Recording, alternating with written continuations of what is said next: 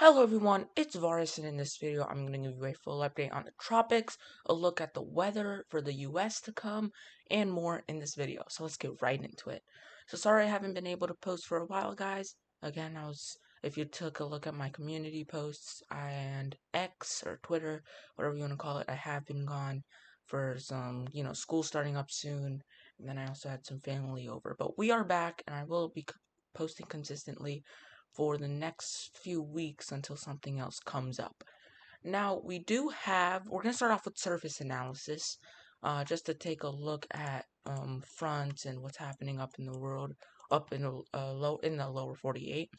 So we actually have this kind of stationary front tool boundary over here in the west. We have a small little cold front coming down through the Pacific Northwest. We can zoom in on that. It's a very relatively weak one. It's nothing too crazy.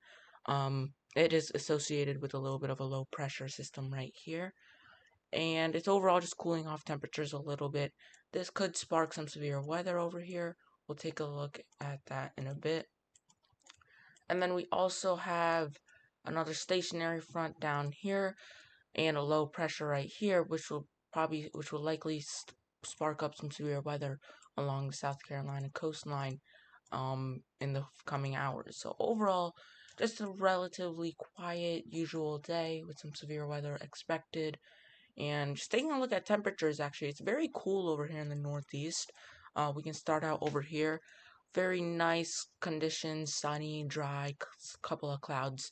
Overall in the 70s and 80s, closer to the coast, or mainly down south, like in the Carolinas. But overall, very nice. And even in the Midwest, 70s and 60s to enter into your afternoon.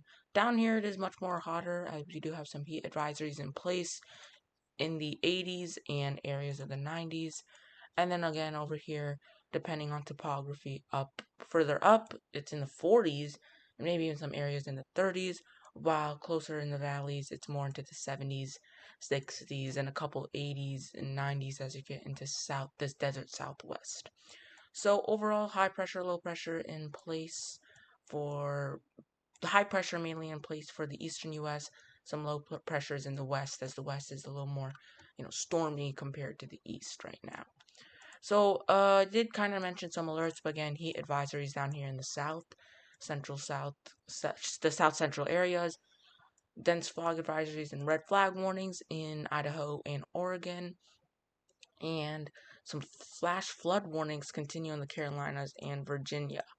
Could be some Debbie related, as even though Debbie has has zoomed out of here, could still be some leftover flooding from Debbie. However, that's that. Getting into the Storm Prediction Center. Here's your marginal risks of slight risk. No tornado threat with any of these risks. Wind threat for South Carolina, and both the wind and a hail threat for overall the western U.S. Getting into the day 2 outlook, we have another severe risk. 2% tornado threat right in Midwestern areas. Kind of, not really the Midwest, but I mean, depending on what you consider this area, but 2% in areas of Iowa, Nebraska, Kansas, and Missouri. Wind threat is there in those same areas, and a small little hail threat as well. So overall, pretty interesting slight risk to watch out for. That actually migrates eastward and becomes a little more expansive. No threats showing right now as it is the day 3, but some wind, severe hail, and tornado threats are likely or possible. Tornadic activity we'll take a look at in the coming days. Day 4 through 8, for now, nothing really appearing on screen. Now we get into the tropics, and this is where we have Tropical Storm Ernesto, right into the northern Caribbean areas. So Ernesto, as of the 11 a.m. update, we'll get one in about a new one in an hour. 50-mile-per-hour storm, 1,003 millibar central minimum pressure, moving west-northwest relatively quickly at 18 miles per hour. Now, we do have tropical storm warnings up for the northern Antilles areas, the lesser Antilles, bringing some winds and very gusty winds and pretty potent rainfall. Hurricane watches are up for areas of the Virgin Islands and tropical storm warnings for Puerto Rico.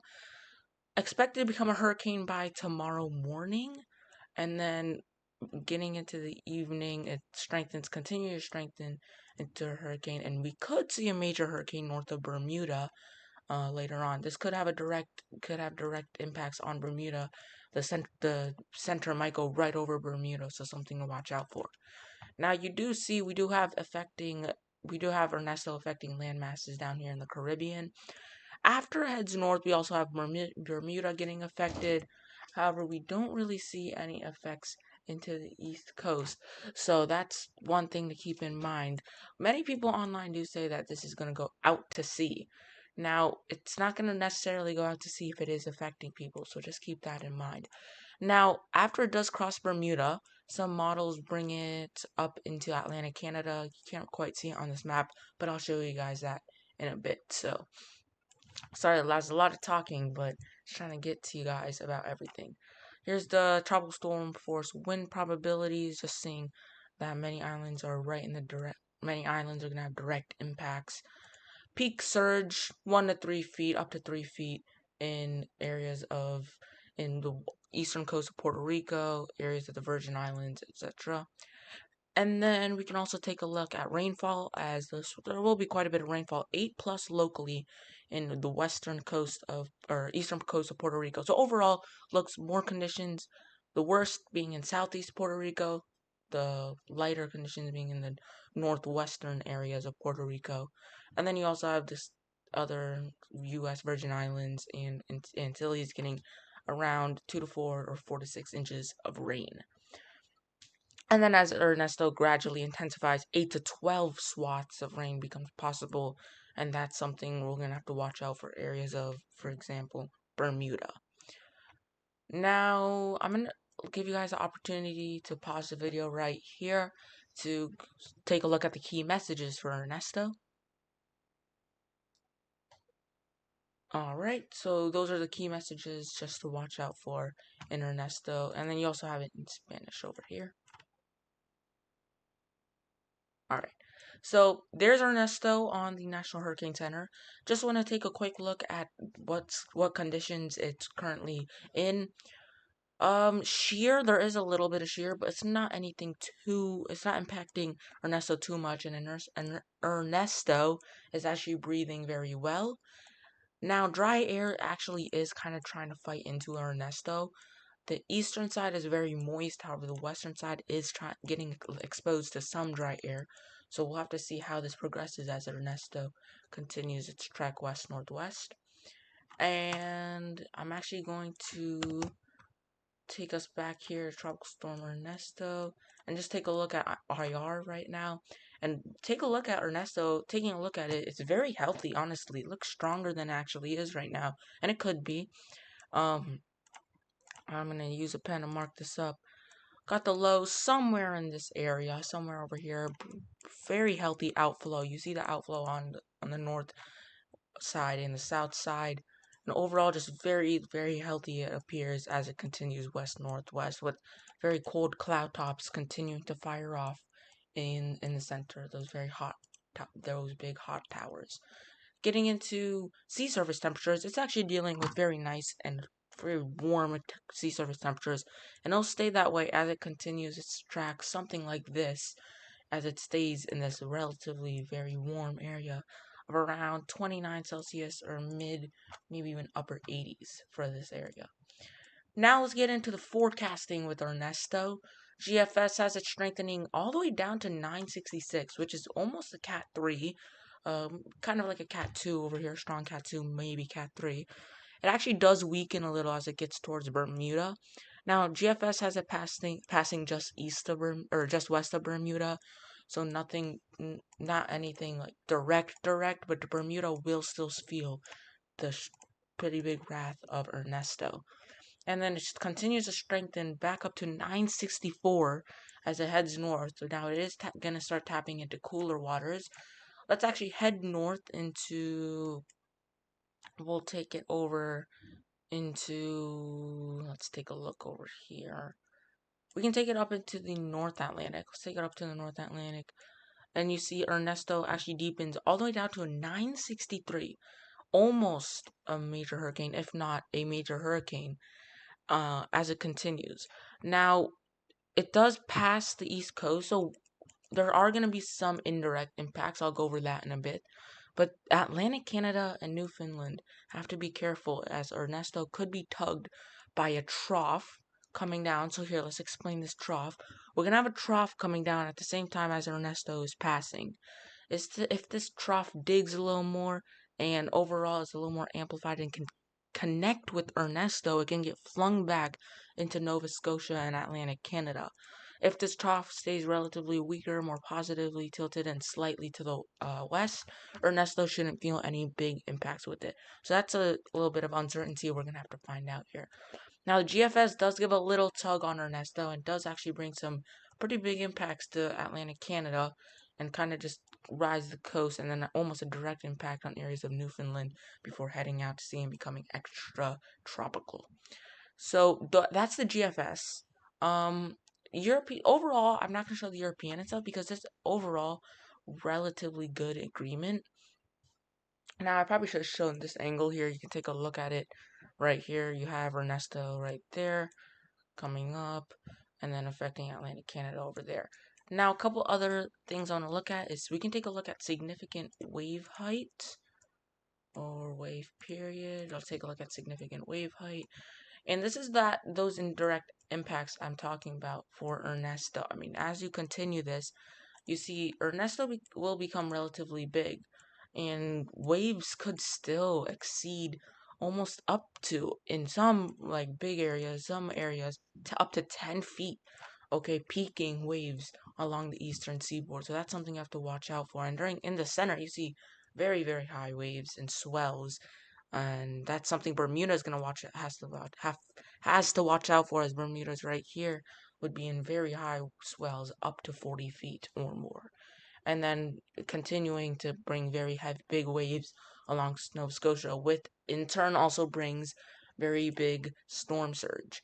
Let's get back into the Western Atlantic, take a look at the waves down here, and even down here as it is right now, some big time waves up to 15 or 20 feet are possible as well, and in the swells. Now let's take a look at let's take a look at the precipitation, total accumulated precip, and you see Ernesto brings a relatively big swath over here, showing Bermuda getting hit with up to around 12-14 inches up to max rainfall totals. And then getting into the eastern U.S., you see it bringing Nova Scotia and Newfoundland around up to 6 inches of rain, which is still relatively kind of big there as you take a look at Ernesto. So that's basically it for Ernesto. I am going to take, here, let's do one more little analysis over here, guys. Let's take a look at relative humidity, or the dry air getting into Ernesto. And GFS shows Ernesto protecting relatively well. It does try to still dig in there, such as, yeah, right here, it does start to affect Ernesto as it gets up into Atlantic Canada. But I just wanted to show this, that dry air will try to be getting into Ernesto for quite a bit of its lifetime as we get into it. So that's basically it, honestly. Shear, I don't know if this will help us much, just taking a look at future conditions. Yeah, it won't help us much. But overall, there will be some shear, okay, especially with this like jet streak over here. There will be some shear trying to rip apart Ernesto, but overall, it's a very favorable conditions for Ernesto. Now, the only reason it starts weakening up here is because of obviously cooler temperatures in there and some dry air and a little bit of shear.